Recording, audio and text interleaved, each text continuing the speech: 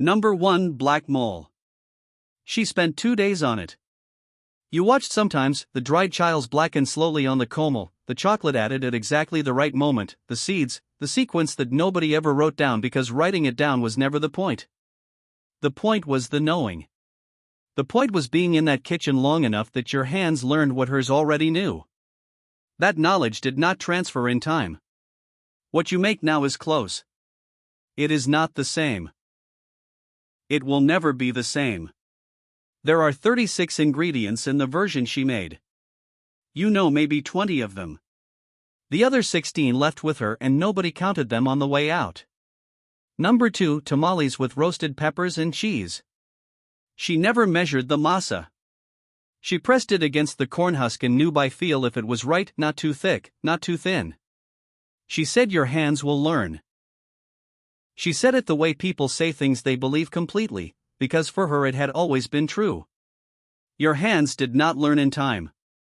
What survives is the memory of the smell, the specific weight of a tamal made by someone who had made 10,000 of them. What is gone is everything that made it hers. Every December you try again. Every December you get closer. You will never arrive. Number 3 Monday Beef Broth. Monday was broth day. Not because of any tradition anyone could name. Just because that's when she made it. The vegetables changed depending on what was there. The bone was always the same cut, from the same butcher, chosen by touch and not by label. The broth came out clear, never cloudy. You have tried to make it cloudy and you have tried to make it clear, and neither version is right. She knew something about heat and time that she never put into words because she didn't know she needed to. You have made it 40 times since she left. You are still trying to make Monday feel like Monday again. Number 4 Toasted pasilla chili salsa. 3 ingredients. Maybe 4. But the ratio lived in her hands and nowhere else. A little more of this one, less of that, toasted not burned, and the line between those two things was a line she could see and you cannot. That salsa went on everything in that house for 40 years. You have made versions of it. They are good. They are not that. The specific darkness of the toasted chili, the moment she pulled it off the heat, that moment existed once per batch, and she caught it every time without looking at a clock, without measuring anything, without ever being wrong. Number 5 Day of the Dead Bread. Once a year. The anise, the orange zest, the specific shape she pressed into the dough without looking at it, without thinking about it. You asked her once how she knew what shape to make. She looked at you like it was a strange question. Because this is how it goes, she said. That answer made no sense then. It makes complete sense now, and it is too late to tell her that. The bread she made was soft in a way that bakery versions are not. Something about the second rise, or the temperature of the kitchen, or the fact that her hands were warm from years of working dough that had learned to trust her. Number 6 Chia water with lime. Not the version from any cafe. Just water, chia seeds, lime, a little sugar, served cold in the same clay pitcher that had been in the kitchen since before you were born. You have the pitcher. You do not have the ratio. You do not have the specific moment she decided it was ready. You have tried 8 times. Every version is missing something you cannot name. The pitcher sits on your counter now. You fill it with water sometimes and just look at it. That is not a sad thing. That is how memory works when it lives in objects. Number 7 Red rice. Every Mexican family thinks their grandmother's rice was the best. Every Mexican family is right. The technique varies by region, by hand, by the specific way she toasted the grain before the liquid went in. Hers had a crust at the bottom that she called the good part. She always gave it to you. You did not understand then that she was giving you the best part. You understand now. The crust required patience and a specific relationship with the heat of that particular stove in that particular kitchen. You have a different stove. The crust does not come. Number 8 Corn and chili porridge. A drink or a soup depending on who you ask and where they are from.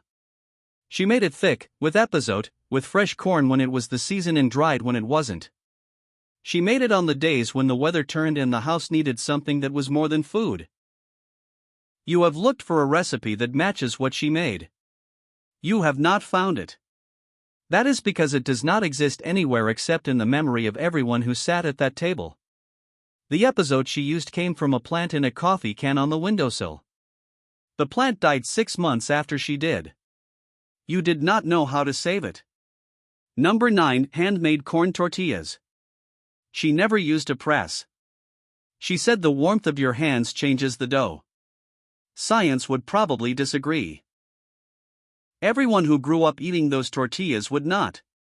The sound of palms pressing, the smell of masa on the comal, these are not memories.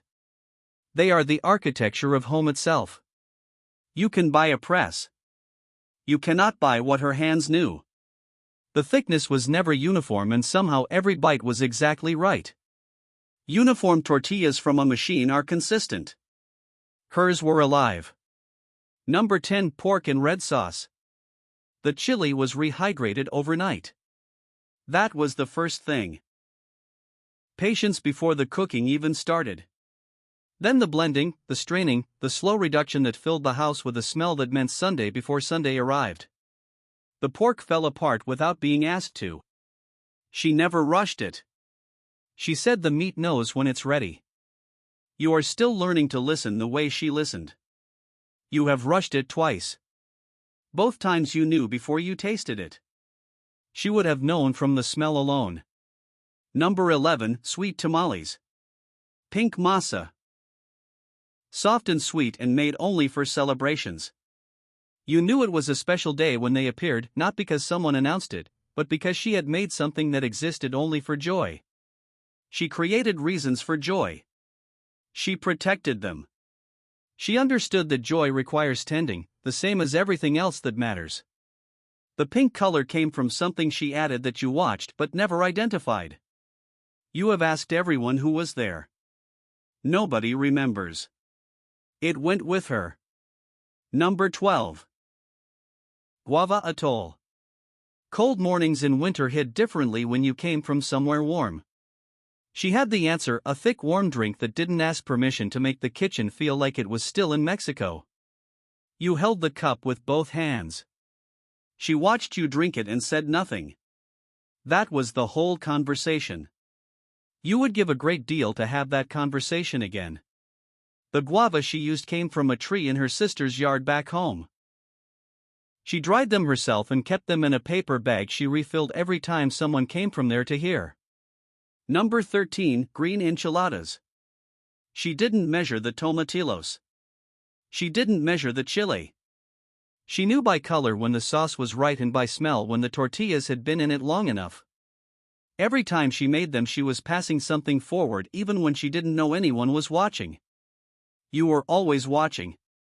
You just didn't know you were supposed to be taking notes. The sauce had a brightness that yours doesn't have. You have added more lime, more chili, more tomatillo. The brightness is not about any of those things. It was about her. Number 14. Chicken in almond sauce. This one appeared only at Christmas. The almonds blanched and peeled by hand, one by one, the night before. The sauce pale and rich and unlike anything else she made all year. It took most of a day and she made it look easy, the way people make things look easy when they have done them enough times that the difficulty has become invisible. The difficulty was never invisible to you when you tried to replicate it. There were sherry and spices in it that she never named out loud.